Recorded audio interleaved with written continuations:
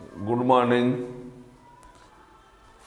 आज का जो टॉपिक है ray optics 9 chapter 12th class physics में आप लोगों को क्रांतिक कोण, पूर्णांतरिक परावर्तन, क्रांतिक कोण और अपवर्तनांक में संबंध, आज का टॉपिक ये है।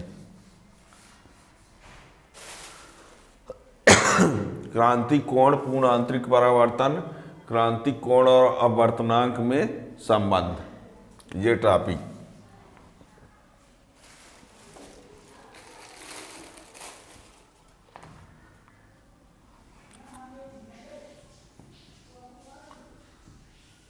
क्रांतिक कोण, पूर्ण आंतरिक परावर्तन,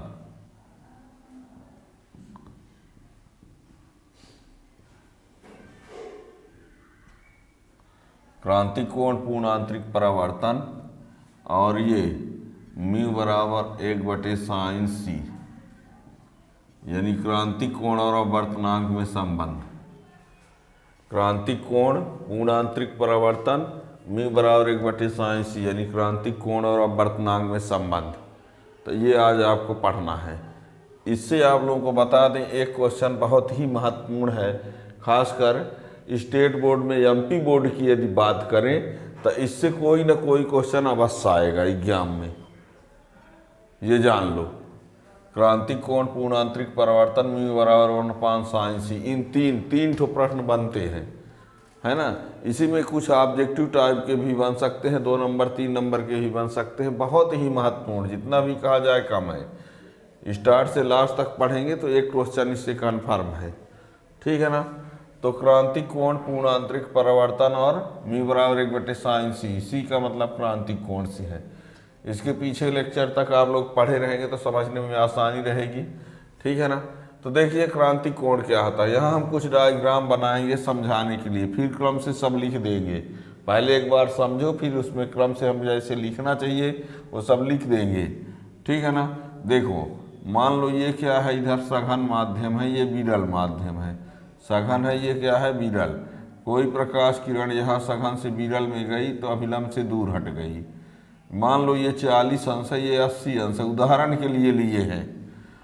इस कोण को हमने और बढ़ाया, और बढ़ा के मान लो 41 कर दिए तो ये कितना हो गया, मान लीजिए 85 हो गया। हम इसको और बढ़ा दिए, और बढ़ा के कितना कर दिए, मान लो 42, तो ये हो गया 90। ऐसा हो सकता है ना। जब सघन से विरल में जाए तो अभिलंब से दूर हटती है, और जब आपतन कोण को आप बढ़ाते जाओगे तो अपवर्तन कोण भी बढ़ता जाएगा, और जब ये बढ़ता जाएगा तो कभी न कभी स्थिति आएगी कि ये क्या हो जाएगा, 90 अंश, ठीक है ना। क्या कहा हमने, जब प्रकाश किरण सघन से विरल में जाती है तो अपवर्तित किरण जो होती है अभिलंब से दूर हट जाती है, अभिलंब से दूर हट जाती है। तो ये है आपतन कोण, ये है अपवर्तन कोण। आपतन कोण को हमने बढ़ाया, उदाहरण के लिए 40 पहले लिया, 80 था उदाहरण के लिए, और इसको 41 किया तो मान लो ये कितना हो गया, 85। इसको हमने 42 किया तो मान लो ये कितना हो गया, 90। कभी न कभी ऐसी स्थिति हो सकती है ना कि 90 हो जाएगा, बढ़ेगा तो ये समझ लो कि जब अपवर्तन कोण का मान 90 अंश हो जाएगा, उस स्थिति में जो आपतन कोण रहेगा उसको क्रांतिक कोण कहेंगे। इन्हीं आपतन कोणों में से किसी एक को हम क्रांतिक कोण कहेंगे। इन्हीं आपतन कोणों में से किसी एक को क्या कहेंगे, क्रांतिक कोण कहेंगे। लेकिन कब कहेंगे, जब अपवर्तन कोण 90 अंश होगा। तो इसमें किसका अपवर्तन कोण 90 अंश है, ये वाला।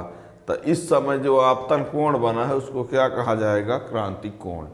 यानी आपतन कोण को ही क्रांतिक कोण कहा जाता है जब अपवर्तन कोण का मान 90 अंश होता है। आपतन कोण को ही क्रांतिक कोण कहते हैं जब अपवर्तन कोण का मान 90 अंश होता है, ठीक है ना। अब प्रकाश किरण कहाँ से कहाँ जाती है, सघन से विरल में जाती है, तो ठीक है ना। तो जब कोई प्रकाश किरण सघन माध्यम से विरल माध्यम में प्रवेश करती है, जब कोई प्रकाश किरण सघन माध्यम से विरल माध्यम में प्रवेश करती है तो वो आपतन कोण, यानी आपतन कोण का वह मान जिसके संगत अपवर्तन कोण का मान 90 अंश हो जाता है, उस आपतन कोण को क्रांतिक कोण कहा जाता है। और क्रांतिक कोण को प्रदर्शित करते हैं सी से, या कि कहीं कहीं IC लिखा रहता है, क्रांतिक कोण C या कि IC। और ये आपतन कोण को ही C कहा जाता है, आपतन कोण को ही क्रांतिक कोण कहा जाता है जब R का मान क्या होता है 90 अंश। यानी I बराबर C तो R बराबर 90, या कि R बराबर 90 तो I बराबर C, दोनों बातें हैं। ठीक है ना, R बराबर 90 तो I बराबर C क्रांतिक कोण, या I बराबर C तो R बराबर 90। अब आगे बढ़ते हैं, यदि हम इसको और बढ़ा दें, इसको और बढ़ा दें, लीजिए इसको हम 45 कर दिए, तो ये तो कन्फर्म है कि अब ये 90 से ज़्यादा होगा, और 90 से ज़्यादा होने का मतलब है कि उधर अब जाएगी ही नहीं। बात को समझना, जब हम इसको और ज़्यादा बढ़ा देंगे तो 90 से अधिक होने का अर्थ हुआ कि ये प्रकाश किरण फिर सघन से विरल में जाएगी ही नहीं, सघने में लौटने लगेगी, सघने में लौटने लगेगी और परावर्तन के नियम का पालन करते हुए लौटने लगेगी। और इस घटना को कहा जाता है फिर पूर्ण आंतरिक परावर्तन। क्या कहा, जब प्रकाश सघन से विरल में जा रही थी और यह आपतन कोण का मान क्रांतिक कोण से अधिक हो गया। प्रकाश किरण सघन से कहाँ जा रही थी, विरल में, और आपतन कोण का मान क्रांतिक कोण के मान से अधिक हो गया, तो ये प्रकाश किरण फिर सघन से विरल में न जाकर, सघन से विरल में न जाकर उसी माध्यम में परावर्तन के नियम का पालन करते हुए लौटने लगती है। जब ये उसी माध्यम में लौटेगी तो परावर्तन के नियम का पालन करेगी।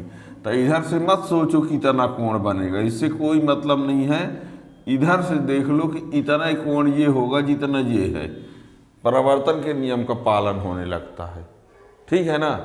तो जब कोई प्रकाश किरण सघन माध्यम से विरल माध्यम में प्रवेश करती है और ये आपतन कोण का मान क्रांतिक कोण के मान से अधिक हो जाता है, तो प्रकाश किरण फिर सघन माध्यम से विरल माध्यम में न जाकर, सघन से विरल माध्यम में न जाकर उसी माध्यम में परावर्तन के नियम का पालन करते हुए लौटने लगती है। तो ऐसी घटना को कहा जाता है पूर्ण आंतरिक परावर्तन। और ये तब घटना घटती है जब प्रकाश सघन से विरल में जा रही होती है तब। और दूसरा कि आपतन कोण का मान क्रांतिक कोण के मान से अधिक हो, यानी आपतन कोण का मान क्रांतिक कोण के मान से अधिक होने पर और विरल प्रकाश किरण को सघन से विरल में माध्यम की ओर जाने पर। ठीक है ना। तो क्रांतिक कोण पूर्ण आंतरिक परावर्तन। तो अब इसकी परिभाषा लिख रहे हैं, देखना।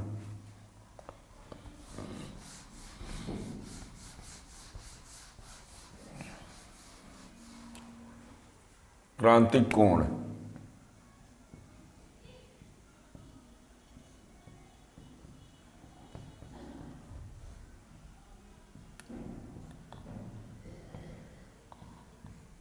जब कोई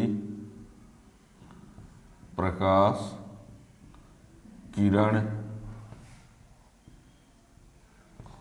सघन माध्यम से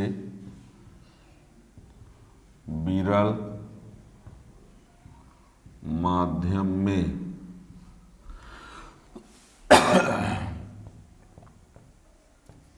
प्रवेश करती है तो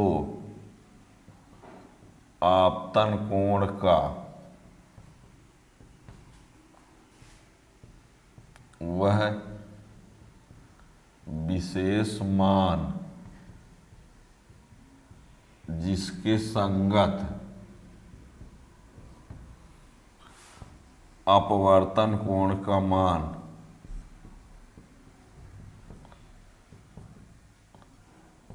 नब्बे अंश होता है,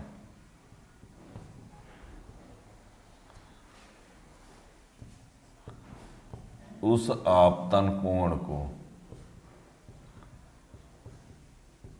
आपतन कोण को 90 अंश को नहीं, जब अपवर्तन 90 तो उस समय का आपतन कोण, तो उस आपतन कोण को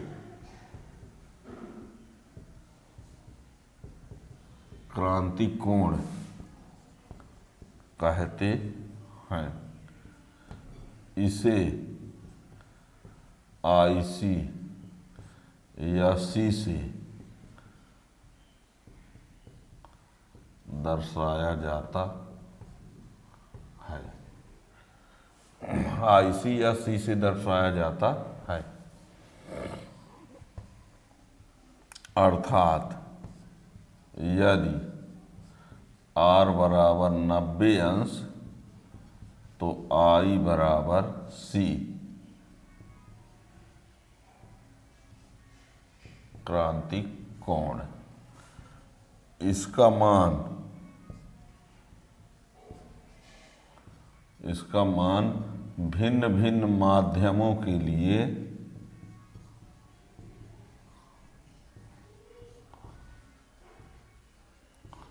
भिन्न भिन्न होता है। भिन्न भिन्न ना लिखें, भिन्न टू न पढ़ना। इसका मान भिन्न भिन्न माध्यमों के लिए भिन्न भिन्न होता है। बल्कि कुछ मान को लिखे भी दे रहे हैं। कांच के लिए जो C का मान होता है वो 42 अंश होता है ना। जल के लिए जो होता है वो C का मान 48, किसी में 48 दशमलव कुछ लिखा होगा, वो अलग बात है। हीरा के लिए यही कितना होता है, 24 अंश होता है ना। और जिसका क्रांति कोण कम होता है वही जो ज़्यादा चमकदार होता है। अब यहाँ इसका चित्र भी देख लीजिए थोड़ा सा। यहाँ हम सघन कह रहे हैं, ये क्या है और ये क्या है, विरल। प्रकाश किरण कोई जा रही है, ये PQR, ये MN, ये AB के नीचे सघन है और ऊपर क्या है, विरल। ये ऐसे जा रही थी तो ये I जो है वो क्या बन गया, C, और ये R है जो कि कितना हो गया, 90। ये आपतन कोण है तो C हो गया और R है तो 90 अंश हो गया। अपवर्तन कोण 90 अंश, ठीक है ना। ये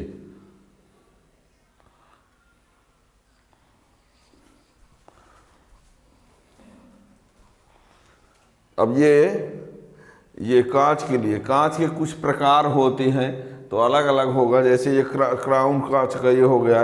एक फ्लिंट कांच होता है, उसका लगभग 37 अंश होता है ना। पर जनरली कांच के लिए आप कितना मान के चलो, 42। किसी बुक में किसी टीचर के द्वारा ये पॉइंट में बता दिया जाए, बताए ना कि कहीं 41.2 या 42 दशमलव कुछ लिखा हो, 48 दशमलव कुछ लिखा होगा, 49 के आसपास, है ना। पर लगभग में इतना 42 अंश है, 48 है ये और 24 अंश है। और ये भी आप लोगों को बता दें, क्रांतिक कोण और अपवर्तनांक एक दूसरे के उल्टा होते हैं। इस फार्मूला से हम आगे जब सिद्ध करेंगे तो और बता देंगे, ठीक है। इतना ये हो गया क्रांतिक कोण। अब क्रांतिक कोण के बाद अब क्या है, पूर्ण आंतरिक परावर्तन क्या होता है उसको भी देख लो।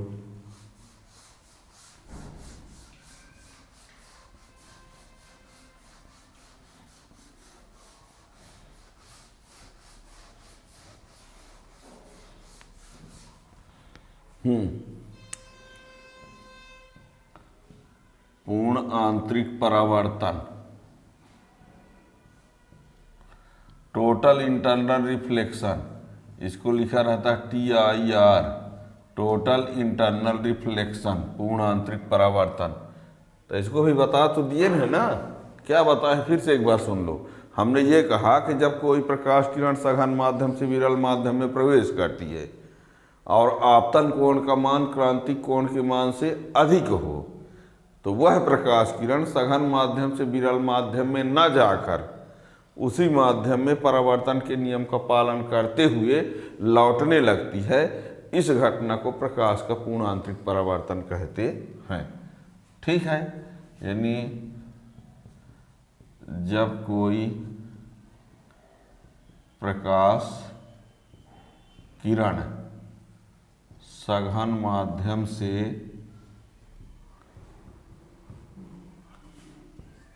विरल माध्यम में प्रवेश करती है और आपतन कोण का मान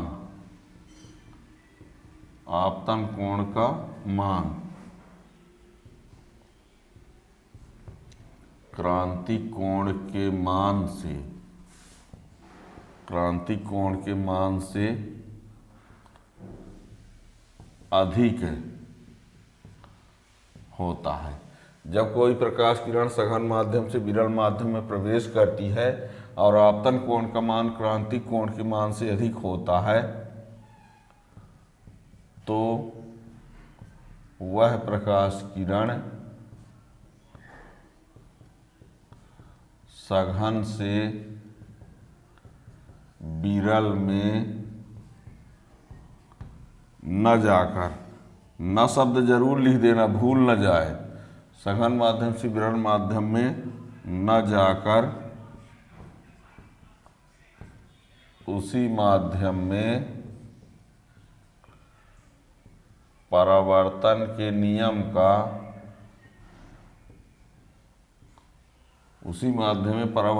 नियम का पालन करते हुए लौटने लगती है।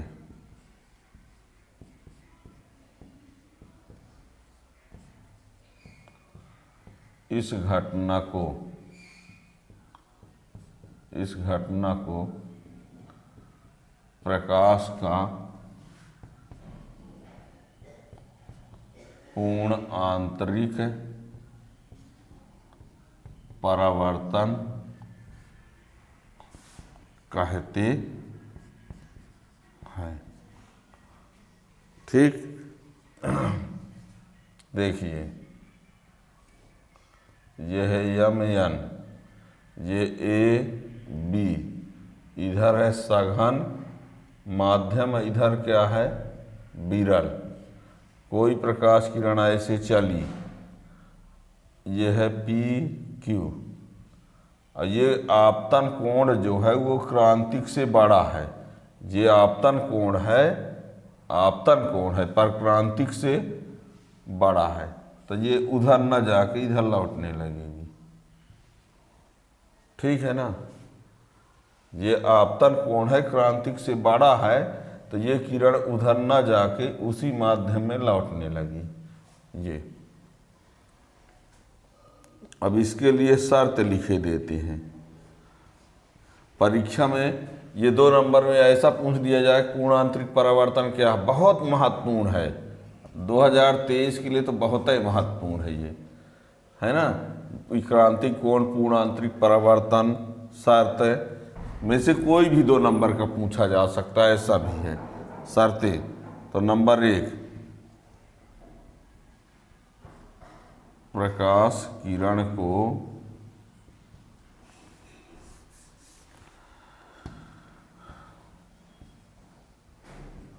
सघन माध्यम से विरल माध्यम की ओर जाना चाहिए। सघन से विरल माध्यम की ओर जाना चाहिए मतलब सघन से चलना स्टार्ट करे। अब ये ना कह दो नहीं तो जा रही है, सघन से विरल की ओर जाना चाह रही थी तो ये घटना घटी। प्रकाश किरण को सघन माध्यम से विरल माध्यम की ओर जाना चाहिए। और नंबर 2 है कि आपतन कोण का मान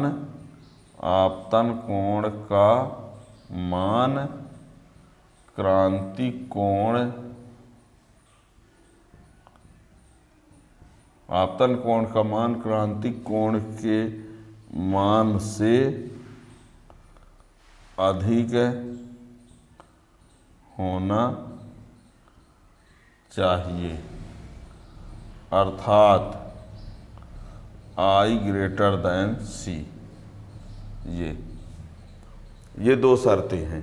3 ठो प्रश्न 2 नंबर के लिए या 3 नंबर के बहुत जरूरी। पहला क्रांतिक कोण, दूसरा पूर्ण आंतरिक परावर्तन, तीसरा पूर्ण आंतरिक परावर्तन के लिए शर्त, चौथा म्यू बराबर 1/sin। इससे बहुत जरूरी क्वेश्चन है आना।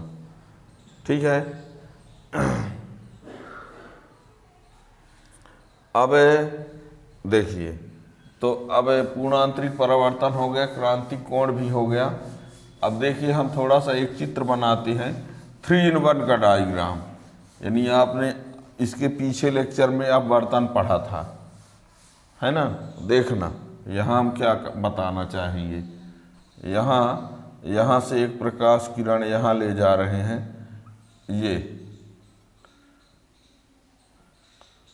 ये यहाँ हो गया, ठीक।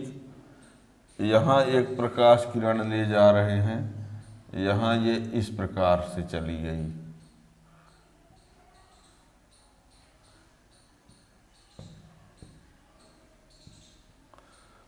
और यहाँ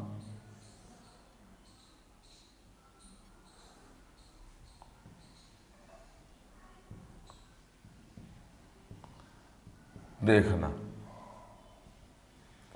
हम ये बताना चाहते हैं कि ये I है और ये R है, और ये I तो है पर ये C के बराबर है, तो ये R जो है कितना हो जाएगा 90। और ये I जरूर है, ये I है पर ये I C से क्या है, बड़ा है। ठीक है ना, ये R हो जाएगा। ठीक है ना। यहाँ ये R जो है अपवर्तन कोण है, क्या है, अपवर्तन कोण है। लेकिन यहाँ R जो है वो क्या है, परावर्तन कोण है। ठीक है ना। ये घटना किसके लिए है, अपवर्तन को दिखाया गया है। ये किसको दिखाया गया है, अपवर्तन। और ये घटना हम यहाँ बताना चाहते हैं कि इसकी बात कर रहे हैं यहाँ पर क्रांतिक कोण। और ये घटना क्या बताया गया है, पूर्ण आंतरिक परावर्तन, पूर्ण आंतरिक परावर्तन। यहाँ पर हमने ये दिखाया है कि प्रकाश का क्या हो रहा है, अपवर्तन हो रहा है, प्रकाश का अपवर्तन। ये चित्र किसके लिए है, अपवर्तन के लिए है। किसके लिए है ये चित्र, अपवर्तन। ठीक है ना। और ये क्रांतिक कोण की घटना,